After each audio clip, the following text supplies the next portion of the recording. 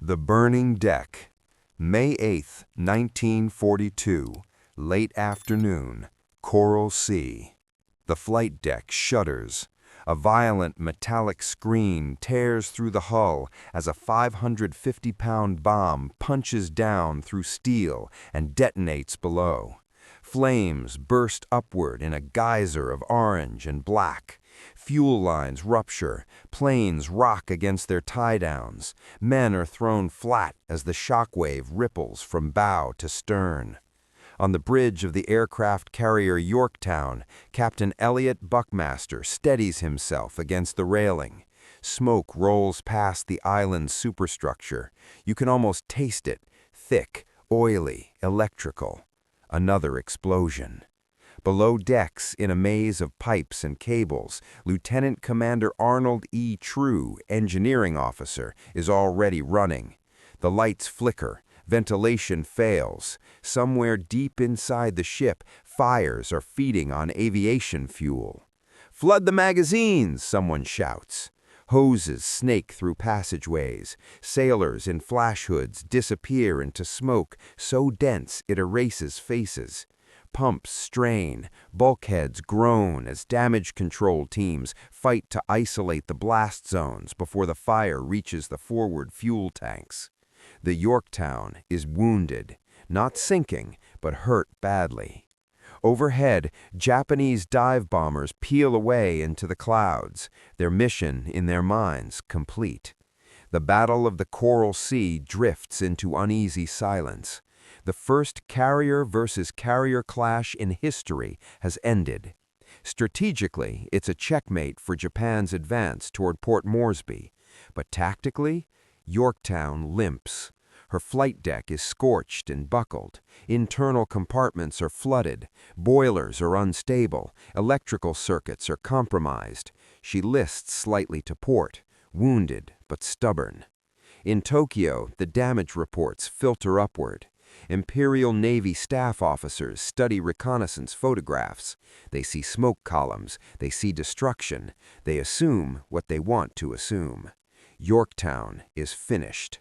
Vice Admiral Chuichi Nagumo, commander of Japan's carrier strike force, will soon prepare for another operation, Midway. He believes he will face only 2 American fleet carriers. He does not count Yorktown, because how could a carrier that absorbed that punishment possibly return in weeks? Weeks! That is the polite estimate. At Pearl Harbor, it will not be weeks. It will be 72 hours. And the man who will help make that possible is not an admiral. He is an engineer. The Yorktown turns east, limping toward Hawaii. Her engines rumble unevenly. Damage control crews remain at stations, monitoring heat levels, sealing cracks, reinforcing patches.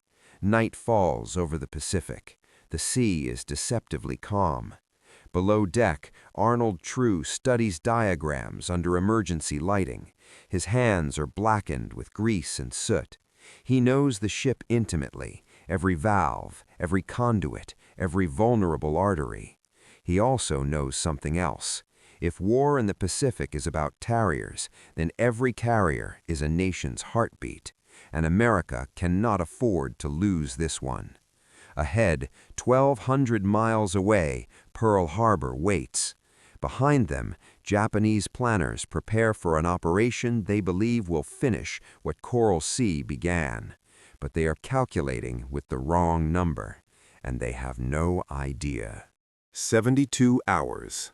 May 27, 1942, 6:30 a.m., Pearl Harbor, Oahu. The tubs ease Yorktown into the channel. She looks exhausted. Her hull is scarred. The forward flight deck is visibly patched. Sailors line the rails, silent, watching the gray outline of Ford Island grow closer. The same harbor that burned in December now waits to perform a miracle. Admiral Chester W. Nimitz does not waste time with ceremony. He boards quickly, moving through the ship with short, efficient strides. He listens as Captain Buckmaster and the engineering staff explain the damage. Boiler rooms unstable, bulkheads weakened, electrical systems compromised, internal structure shaken. The preliminary estimate from the shipyard? 2 weeks, minimum. Nimitz studies the faces around him. We don't have 2 weeks. Intelligence from Station Hypo has broken Japanese naval codes. Commander Joseph Rochefort's analysts have confirmed it. Midway is the next target. The strike force will sail within days.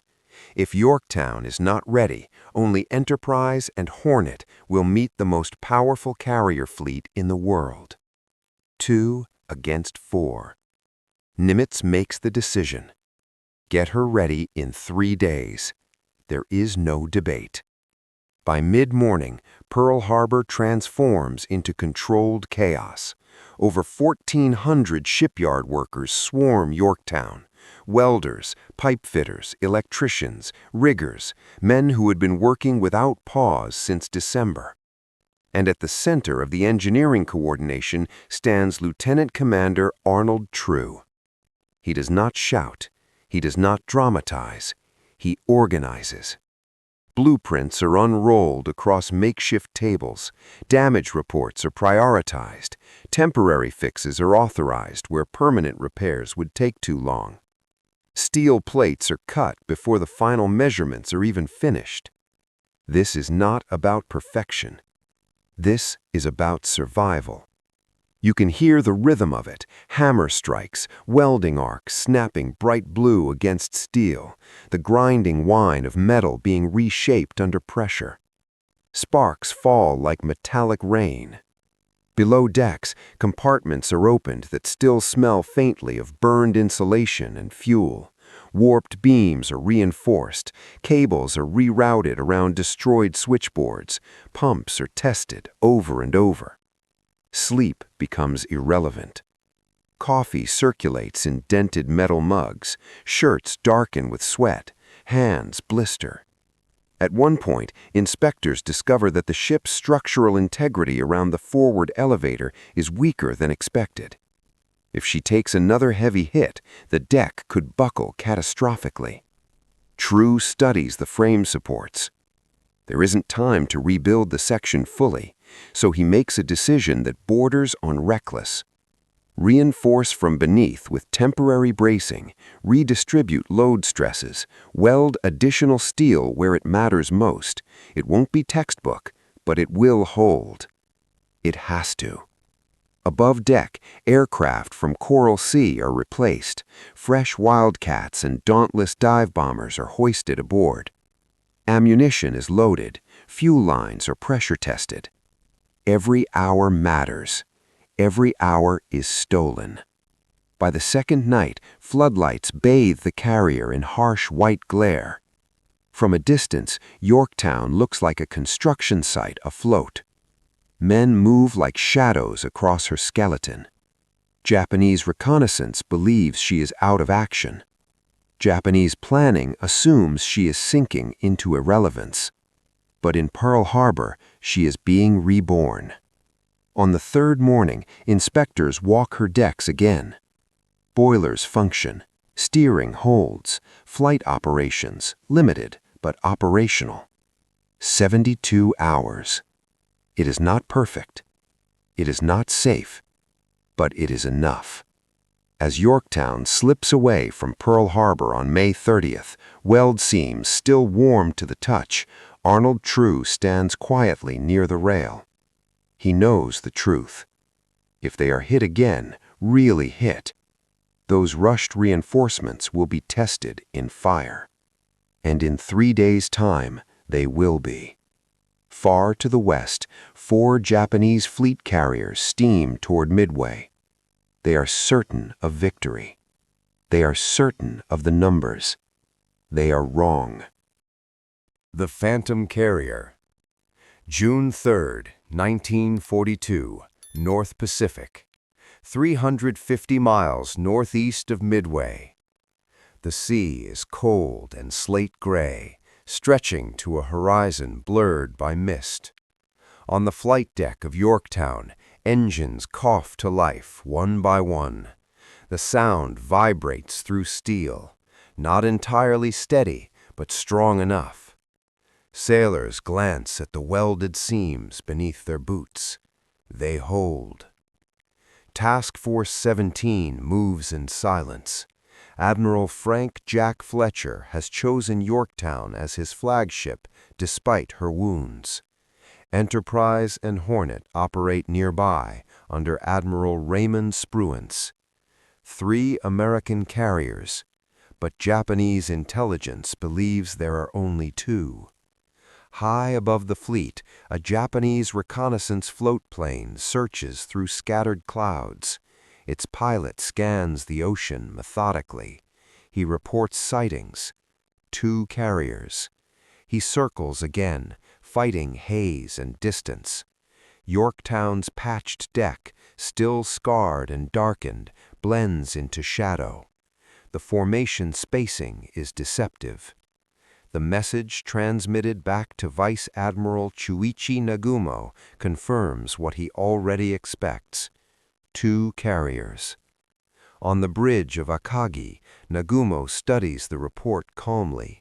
His strike doctrine is precise. Neutralize enemy carriers first, then finish Midway. He believes he holds overwhelming advantage. He does not know that the 3rd carrier, written off weeks ago in the Coral Sea, is alive and within striking distance. Below Yorktown's deck, Arnold True stands in the engineering spaces, listening, not to the sea, to the ship. You learn a vessel's language when you serve inside her long enough. The vibration pattern of turbines, the slight irregular rhythm of pumps, the way steam pressure whispers through pipes. After Coral Sea, those sounds are different, slightly strained, slightly off-key. He adjusts output carefully. Push too hard, and something could fail. Push too little, and they won't make launch timing. At 0900 on June 4th, radar contacts appear. Japanese carrier planes are inbound. On deck, signal flags snap in the wind. Pilots run toward their aircraft. Dive bomber crews strap in. Engines roar. The deck crew moves with practiced choreography, even as tension hangs heavy in the air. You can feel it, that silent understanding. This is it. Yorktown's dauntless squadrons launch into the sky. Wildcats climb to provide cover. One by one, the patched carrier sends her air group into battle. The deck trembles with each takeoff. Then comes the wait. Hours stretch. On Akagi, Nagumo faces his own crisis.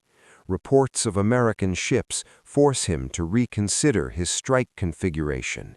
Aircraft are rearmed mid-process, bombs replaced with torpedoes, then reconsidered again.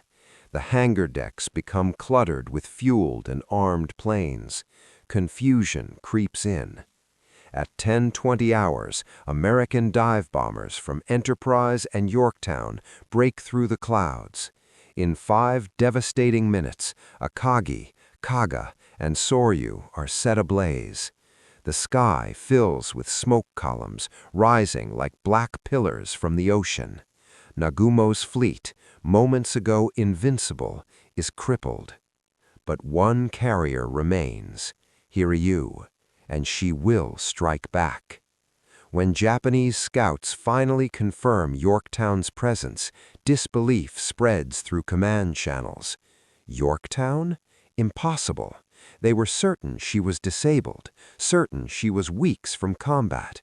Yet here she is, launching aircraft and contributing to the destruction of 3 fleet carriers. Nagumo orders Hiryu's air groups into the sky. If this phantom carrier exists, it must be eliminated. On Yorktown, radar operators detect incoming contacts once again. Arnold True feels the subtle shift in engine output as the ship increases speed to evade. The welds, the braces, the rushed reinforcements, they are about to be tested. High above, Japanese dive bombers descend through broken clouds. The patched deck becomes their target. The Test of Steel.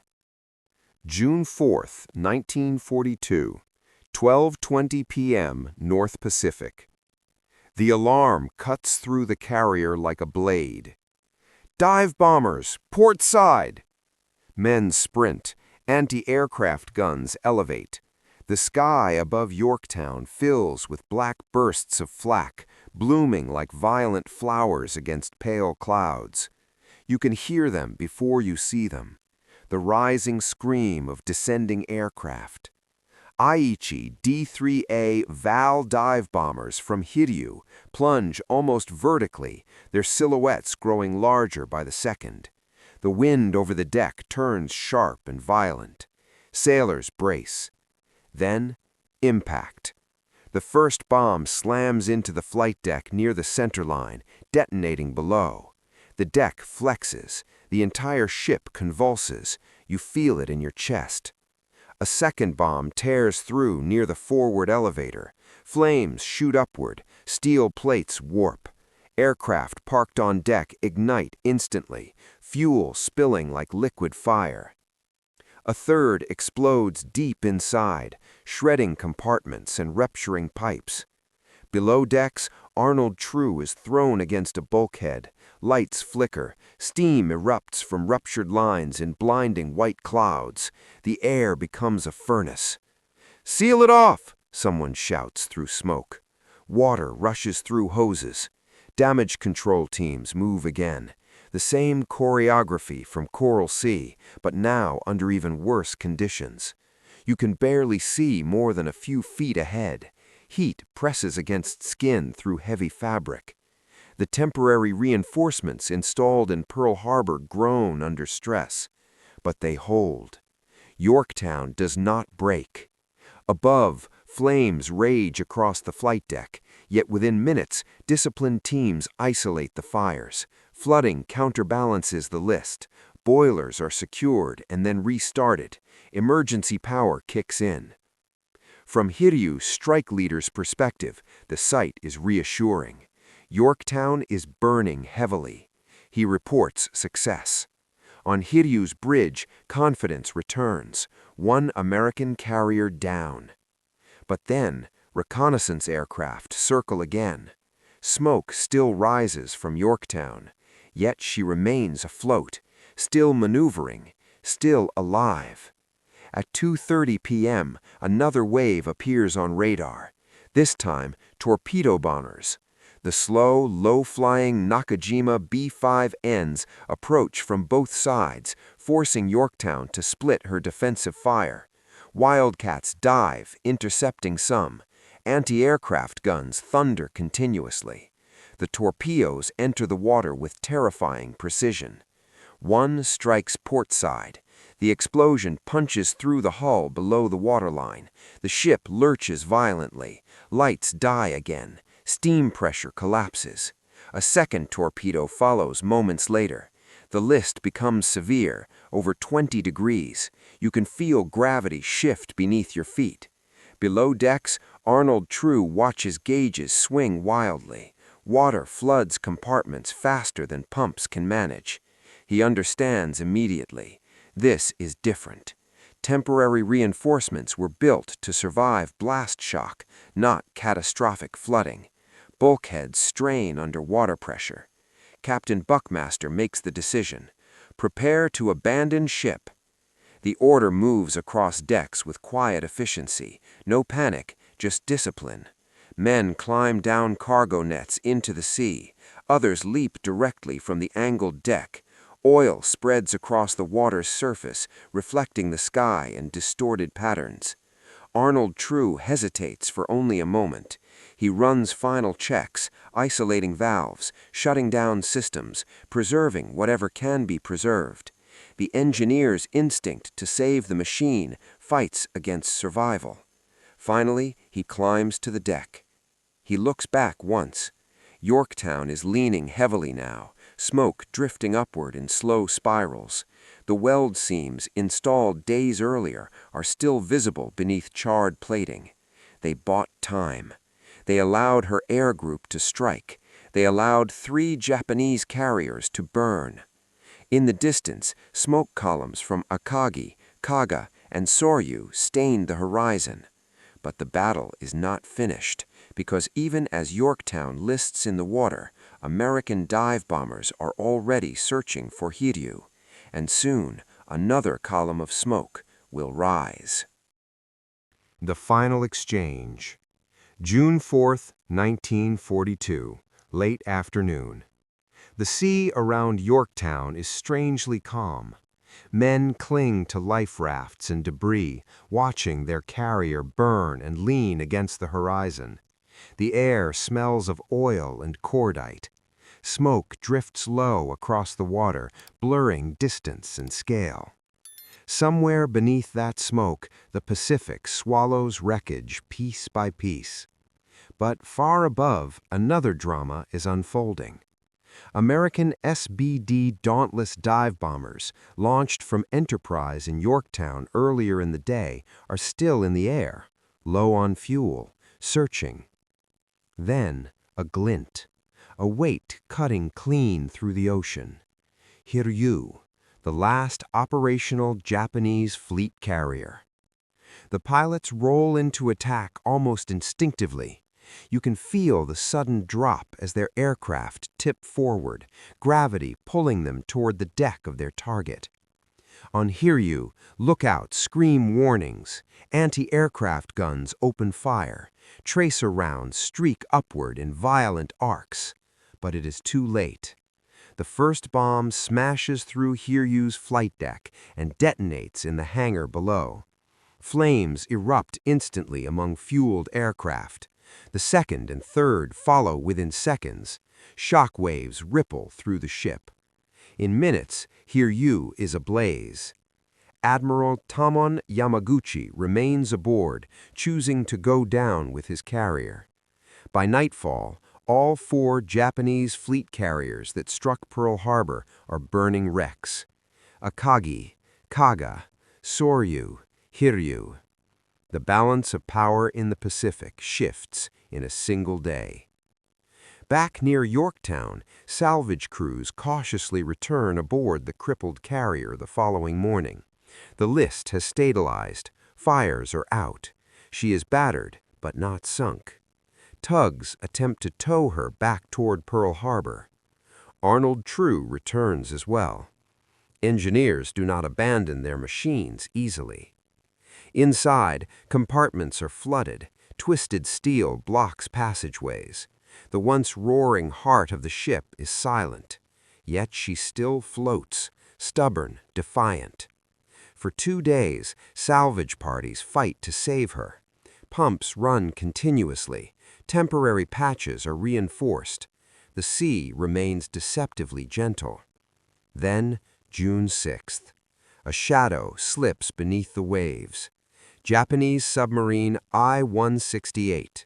It fires a spread of torpedoes. One strikes the destroyer Hammond alongside Yorktown. Another slams into the carrier's hull. The explosion echoes through compartments already weakened. Water floods in uncontrollably this time. The internal structure, battered by bombs and earlier torpedoes, can no longer compensate. The list increases again.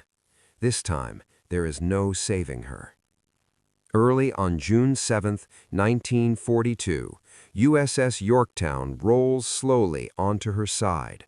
For a moment, her flight deck faces the horizon like a broken wing. Then she slips beneath the Pacific. Gone. But not defeated. Because her presence at Midway, made possible by 72 hours of relentless work in Pearl Harbor, changed everything. Japanese planners miscalculated the American order of battle. They split reconnaissance patterns incorrectly. They hesitated during rearmament cycles. They were forced to respond to a threat they believed did not exist. That phantom carrier disrupted timing, disrupted assumptions, disrupted destiny. Arnold True survives the sinking. He carries no medal for 72 hours of welding, rerouting, bracing, improvising. But history remembers what those hours bought. 3 Japanese carriers destroyed before Yorktown was struck. A 4th eliminated hours later. The myth of Japanese naval invincibility shattered. Midway becomes the turning point of the Pacific War. And some